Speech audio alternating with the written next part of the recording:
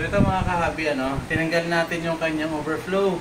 So ito, doon kasi ang nangyari dito, nung nilipat nila yung tangke, nagalaw. So yung sealant niya, kumbaga lumuwag. Kaya ngayon tinanggal natin, patutuyuin natin to, then i-resealant natin. Pati yung area doon kung saan yung butas, kailangan matuyong maigi. So pag nag-resealant tayo, dapat lahat tuyo para para kumapit yung ating sealant na ilalagay. Kaya nga ito, i-ano pa natin to, i-blower pa natin to. I-blower pa natin to kasi kailangan tuyo-tuyo ito. Ito basa pa to. Basa pa yung area na to. Tutuyuin muna natin para paglagay natin ng sealant uli at binalik natin, kumbaga hindi na mag-leak.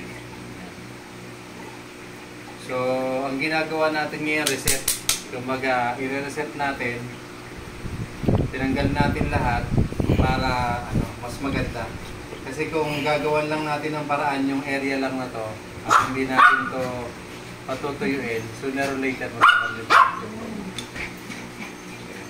Kaya tinanggal natin. Tapos maglalagay na tayo ng onion patente. So lahat ng duktungan may onion patente. Okay. Tulad ito. So, halimbawa, ito. Kunyari ito. Tigas.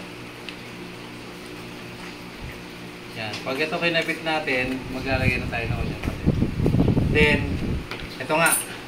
So yung epoxy, sakto-sakto timing dating ni bossing. So ito epoxy A and B.